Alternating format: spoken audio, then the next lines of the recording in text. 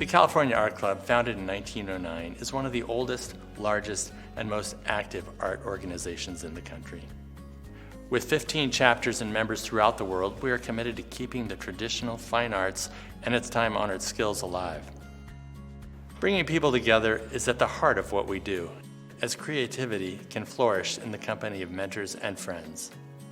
The best thing about the California Art Club is that we're always learning and that we're always making friends. Because we believe that art empowers and brings people together in positive ways, the California Art Club attracts artists, art scholars, and art enthusiasts of all ages who want to be a part of this universal conversation. The California Art Club was founded in 1909, and it experienced tremendous growth. What attracted many of these artists to California was the climate and the scenery. The main reason for painting outdoors is to catch the light. California Impressionism is a derivative of French Impressionism in that it deals with light, and that's a style that goes by the French name plein air, which just means outdoors. There were so many great artists that came before us that were members of the California Art Club. First one that comes to mind is William Wendt. He was the second president of the club, but he was there right for the beginning of the organization. The first California Impressionist to come and paint in California was an artist named Benjamin Brown. There's Granville Redmond, Franz Bischoff.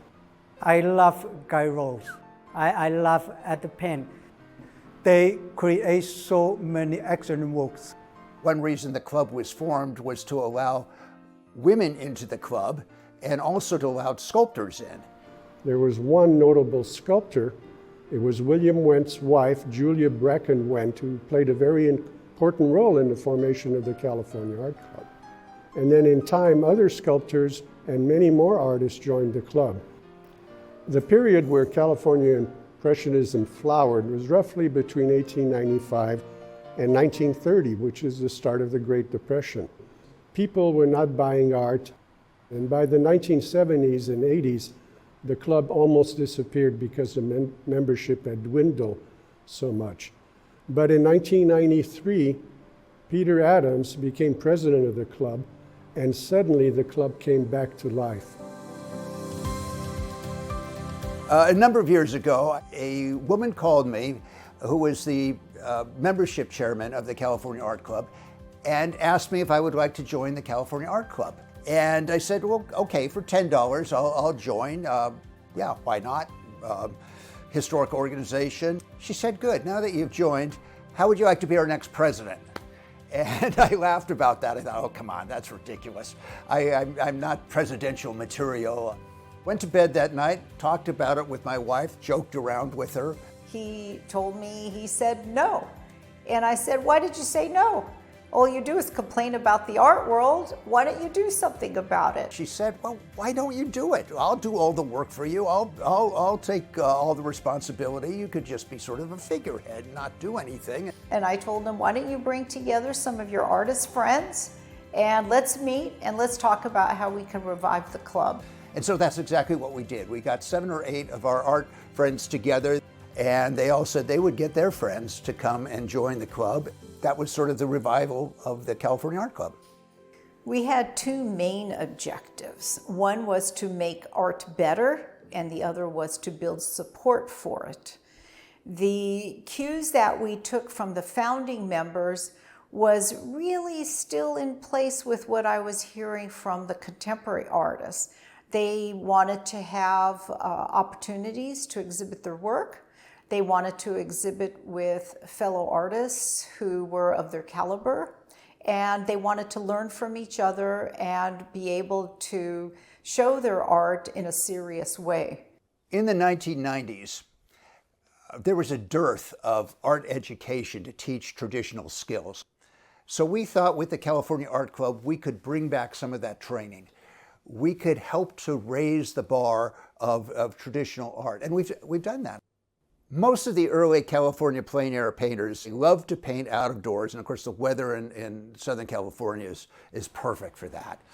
With those beautiful Southern California landscape, and that is still a great inspiration for today's artists and to me as well. Painting the light, not only of the coast, but the mountains and the deserts and the valleys, just really intrigues me. And looking at the early California painters, painting the same subject, the same light, is just so inspiring for me to try to match what they've done 100 years ago. The club from its very beginning was formed to get the artists together and work together and get to know each other, but also to exhibit together.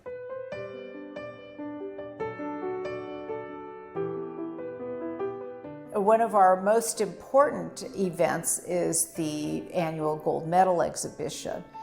And this has now become nationally renowned. The gold medal exhibition is considered to be a very prestigious event for the club. I've had one painter tell me that it was like the Academy Awards for the California Art Club. Artists have to apply. They have to be juried. They have to represent the very best in their art. And if they get accepted, they get to be displayed to a large audience. It's an opportunity for us to push the boundaries and to do the best we can to hang with such excellent work. The gold medal exhibition is unthemed, which is how it has been operating since its first exhibition in 1911. And it is a philosophy that goes back to the academic salons. The artists are free to create whatever they would like to create that they feel is their most important work. And it's unthemed because we want the artists to be able to express themselves in as broad a range as they want and do things that are really innovative. Even though it's traditional art, we're still doing things that are really exciting and different. What I love about the gold medal exhibition is that it is a museum show, and it's an opportunity for the public to actually meet the artists. The gold medal exhibition is such a great event that offers so much for artists and for the public. The gold medal exhibition is just an outstanding exhibition that showcases such beautiful works of art. They're rare works of art, they're original, one of a kind. They're works that the artists want to share with the audience. What I hope audiences take from the gold medal exhibition is that they can learn and educate themselves a little bit about the traditional fine arts and the paintings and sculptures at the gold medal exhibition will stand the test of time.